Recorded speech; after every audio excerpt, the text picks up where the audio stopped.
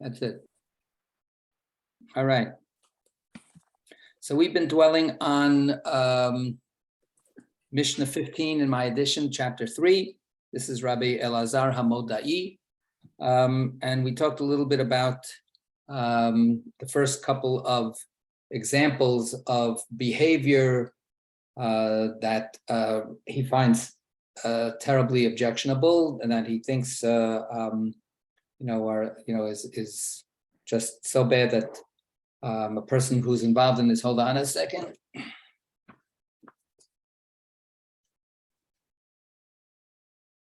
Either will not earn a portion in the world to come, or shows that they just don't have any connection to the coming world. If they, engage in these things, they're simply, hold on, now Kasha wants to come in. Come in.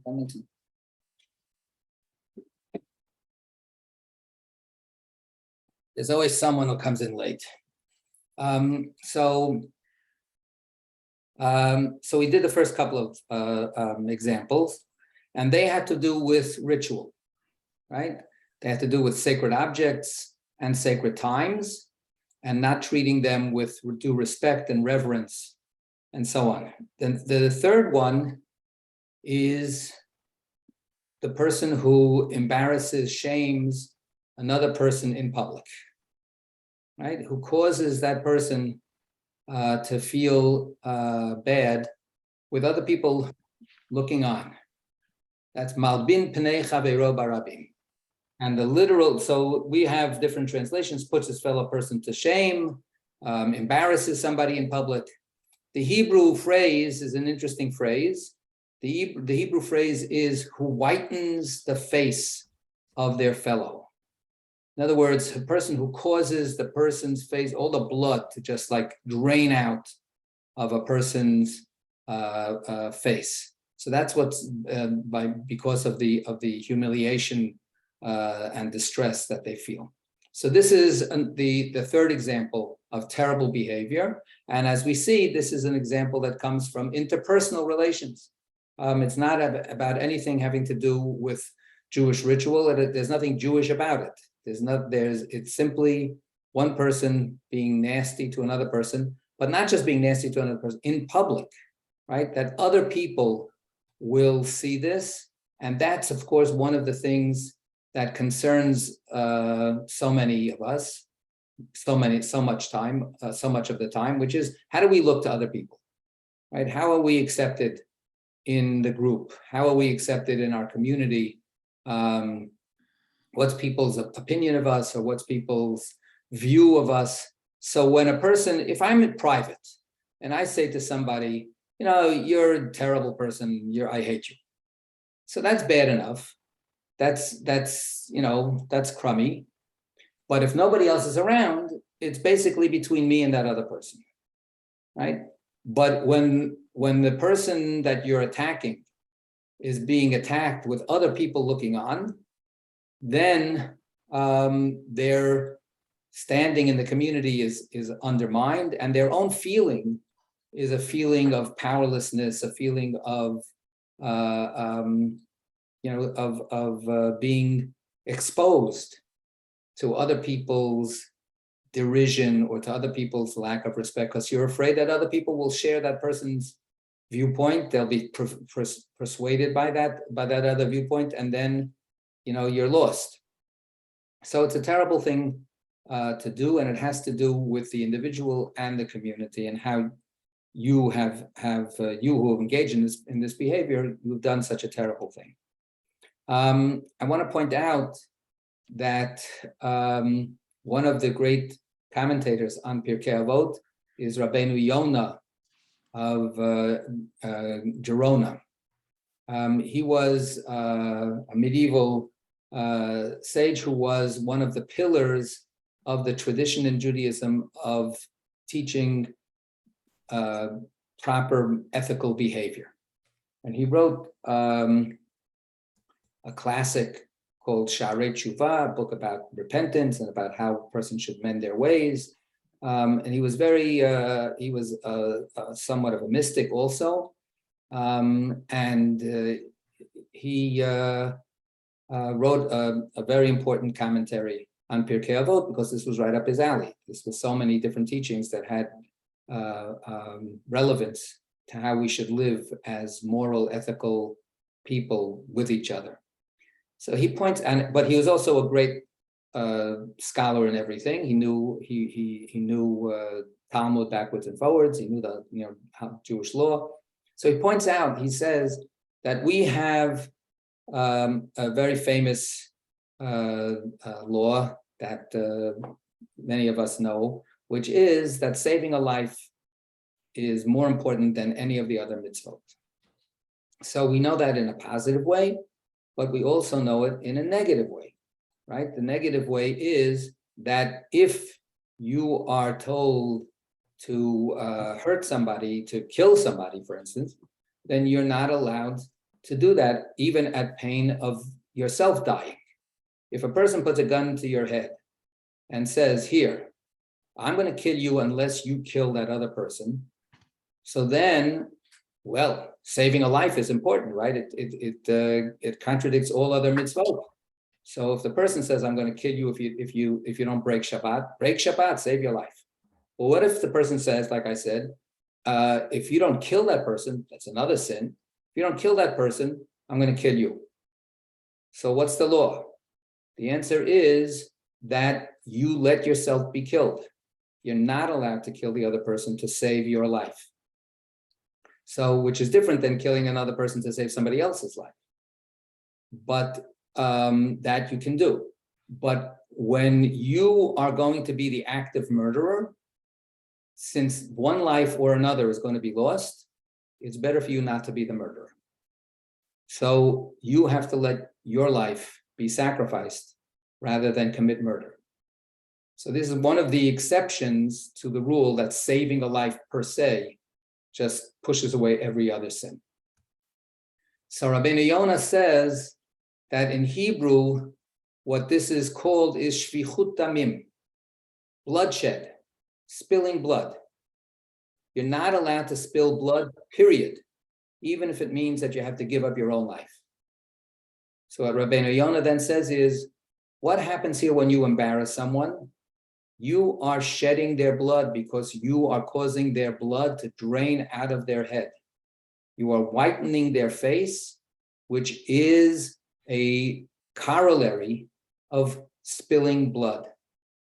And so therefore, Rabbeinu Yonah goes out on a very, very strong position here, and he goes out on a limb and he says, that means that if somebody says to you, I'll kill you, unless you go in and humiliate that person in public, reveal some secret about that person, for instance. It could be true.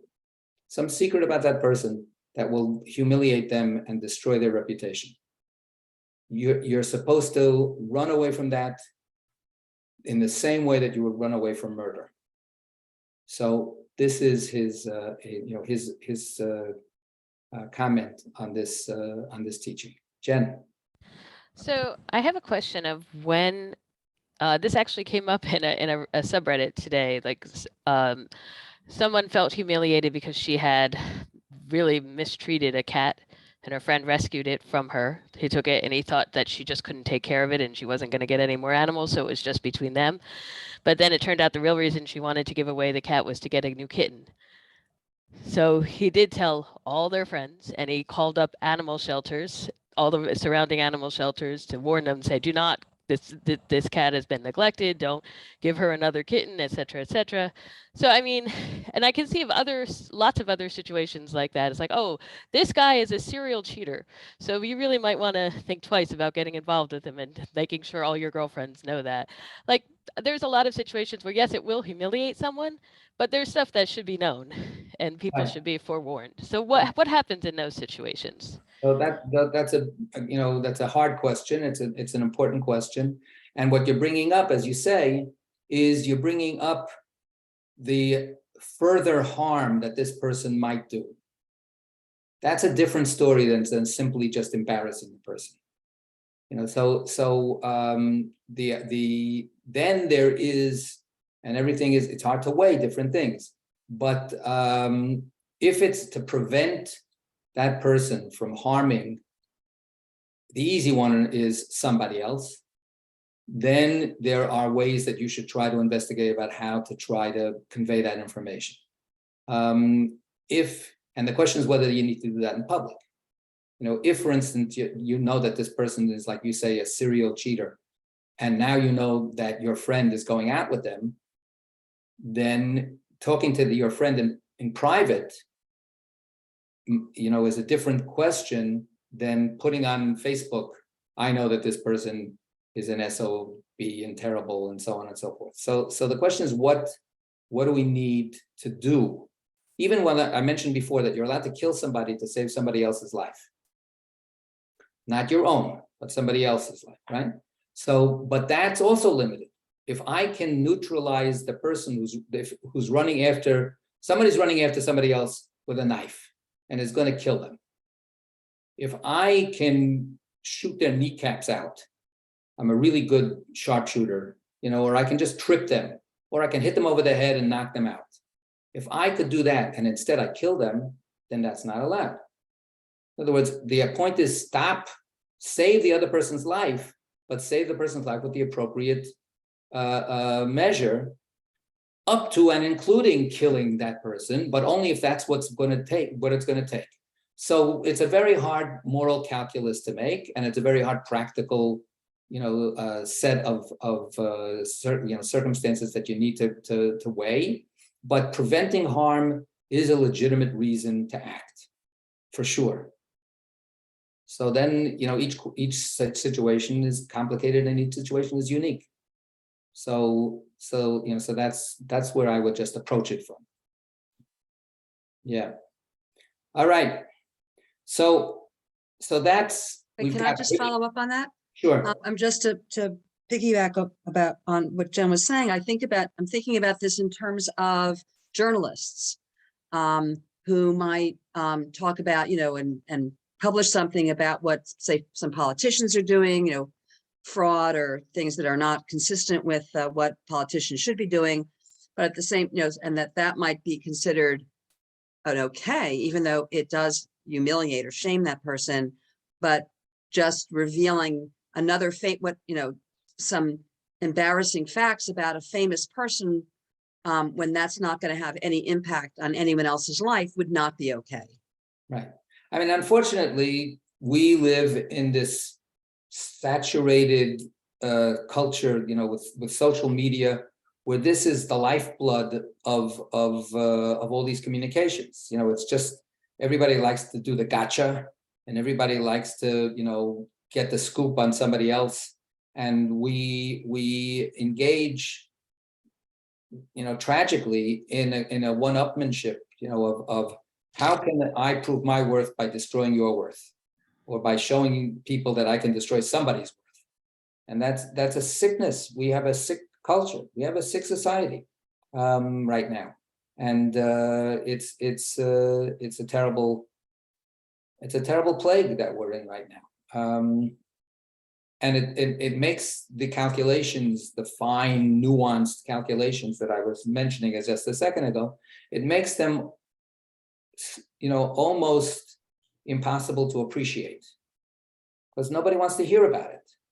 And what about is always like an answer when you go, why are you trying to do that? Well, what about you? You prevented that serial murderer from killing somebody else. So why are you telling me that I can't humiliate this other person, by that, where it's apples and oranges? We live now where all of these kinds of distinctions and thoughts and just circumspection is getting harder and harder. So it's very tough. Very tough. Yeah. Can I follow up on that? So you have a situation where you're in a group and someone humiliates someone or embarrasses them, and you want to call them on that,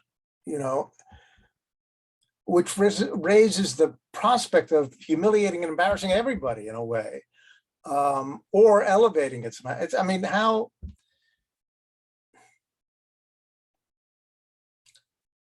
do you make those distinctions?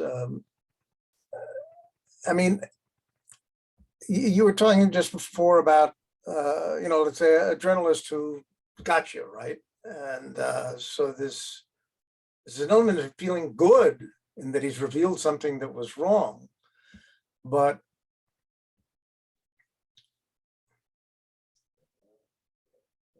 it kind of shifts the attention to him about being the person who's revealing the wrong rather than straightening out the situation somehow. Okay. Yeah, so you're bringing up a lot of different points. They're not all on one point. There's a lot of different issues that you're bringing up. They're all hard issues.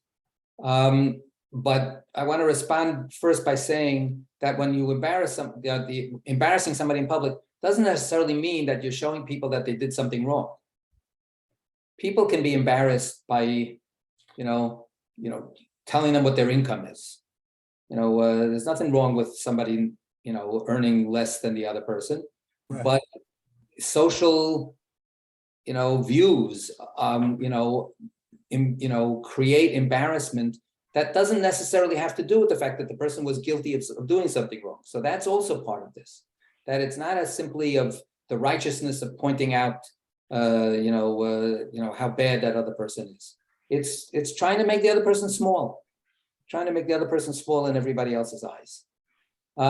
So you asked a bunch of different questions. The first question is also a very hard one. What do you do in the situation? When people ask those kinds of questions, how do I respond when somebody says a racist remark? How do I keep quiet? Do I challenge them? Do I walk away? And what if they tell a racist joke and everybody laughs? So what do you do? So the answer is, it's a great question.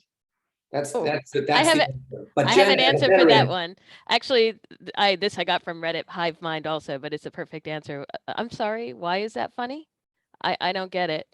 In almost any situation with an inappropriate joke, that's the answer. Right. Okay, so that's a possibility. But it's partly the question will be in any of those. I mean, again, that's okay, maybe. Part of the problem is what's going to be effective, what's going to work. So that solution is tried and true, apparently, and it works every time. Sort of diffuses. Well, if you demand an explanation of the joke, it will generally diffuse that and just have people moving on, or if somebody will probably end up embarrassed, so the person who said it. Right. So that's also part of the question. Am I allowed to embarrass the person who just did something, that's absolutely wrong? So I'm not going to give, a hard and fast rule for any of this stuff. But one of the questions that needs to be addressed, and this is not something that's easy to answer, will the response have an effect? And then the question is, what kind of effect? Will it have an effect on the group? Will the group stop laughing? Will the group start thinking about what their prejudices are? That's a harder one, right?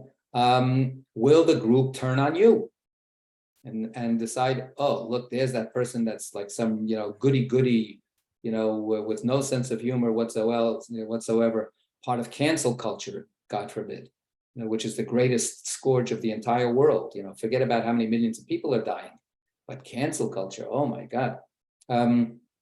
Which of course, cancel culture is part of this whole messed up phenomenon, right? Because sometimes that's what it's about. So the answer is, I don't have. Here are the three guidelines that will help you through this. But if you think about the problem in terms of what are the issues of the problem, then you might be able, in any particular situation, to figure out some kind of response. Because one of the ways, when you say, I'm in the group, is there a way to counter the humiliation with a lifting up? Is it instead of just attacking the person who just acted like a really disgusting person by trying to humiliate that other, your friend or yourself, is there a way? That was, Michelle Obama's thing. When they go low, we go high. Is there a point in trying to either lift up the person who just got attacked, or to lift up the discourse in general, to say, we're in this book group, to try to learn from each other, not to try to belittle each other, or something like that. So these are questions. I'm not saying one thing is good and one thing is bad. I'm just saying that at least you can think about it by recognizing what the issues might be. I think the key really is to take into account what's the effect. For example, there was someone who told a really racist joke at a dinner party once, and Audrey called him on it, but in such a way, she said, "I don't think this represents who you are, and I don't think it's funny." And after the dinner, the guy came up to Audrey and said, "You're right. I really apologize. It doesn't represent who I am." So that's a way of elevating someone, or lifting them up out of the muck, sort of, Right. Lou. I think that these are all weighty problems and things that need to be addressed. And I think that we should all try to behave in ethical ways that make the world a better place. But what does this have to do with the world to come?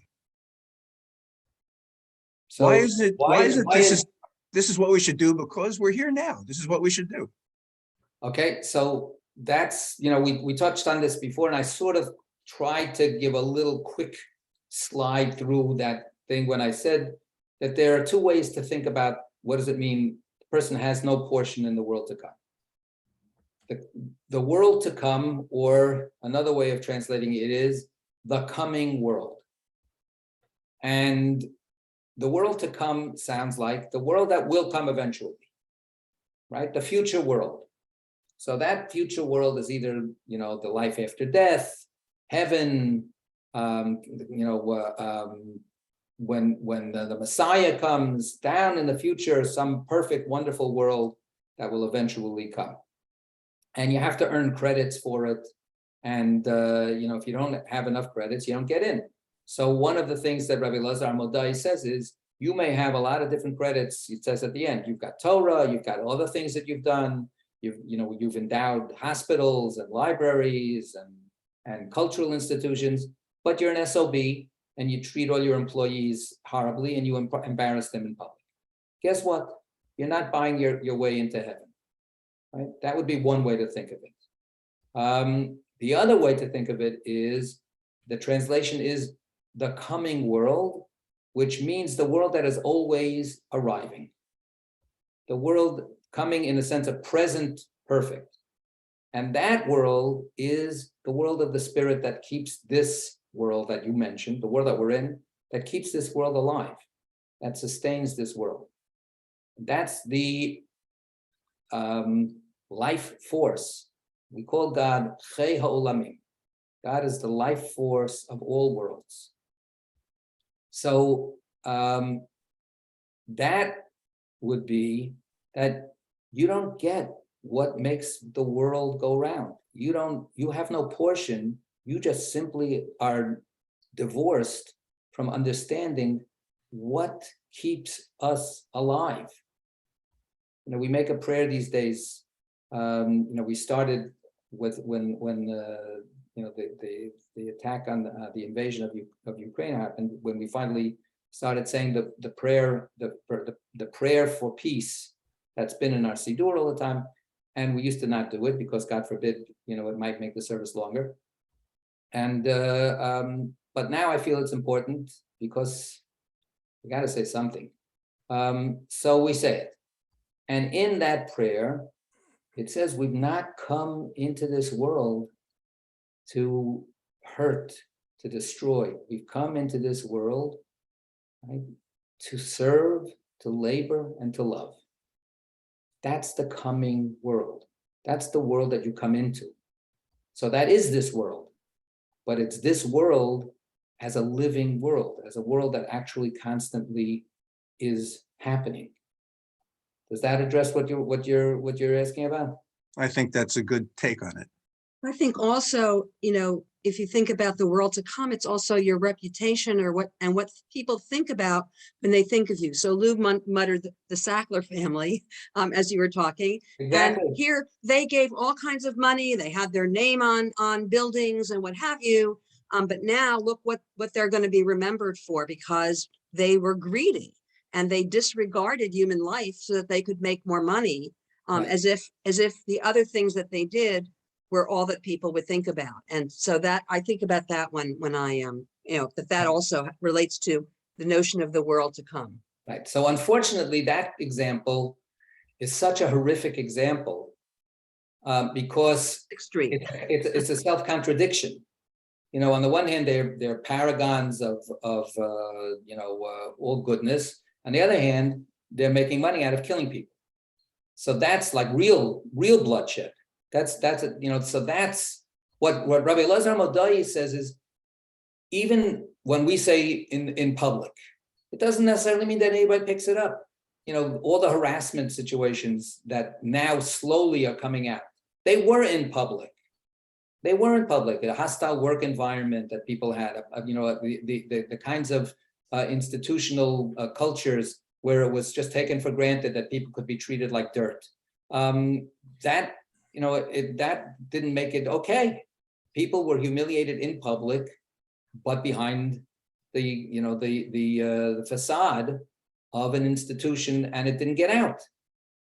So people that were very powerful people in society and respected people in society, when it finally becomes known, then we know about it. But you know how much we don't know about? And it's happening right now. So what Rabbi Elazar ben Hamodai is saying is, that's the limited public. When you're when you're denigrating people, making them feel like dirt in front of other people, it may not make the headlines, it may not make the social media, but the fact that you did that with other people witnessing it takes you off of the list of decent human beings. Right? So it's it's unfortunately there are too many examples. There are too many examples that we know of now, which maybe is also important. So we shouldn't kid ourselves that much. We shouldn't keep on. One of the sick things. Here I go. One of the sick things. And it's the end. Sorry, I can't editorialize. It's the end of today's session. Oh, come on, just quickly say it. One of the sick things about people who are conservatives is that they think that things used to be better. They think that that everything today is falling apart in a terrible moral, ethical decay, but it used to be so good. It's stupid and sick.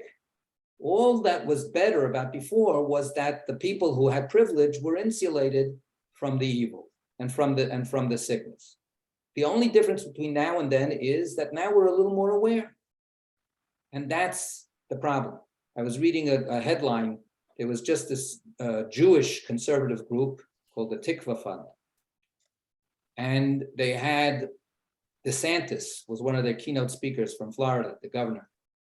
And all of the speakers, the Jewish speakers, intellectuals and men of stature, the biggest problem in our culture today is wokeness. Are you serious?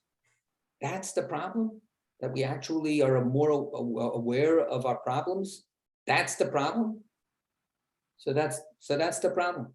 What can I tell you? All right, sei gesund stark. Next week will be our final gathering together. Hope we can make it. Okay? Thank you. Pastor Clark, stay safe, everybody.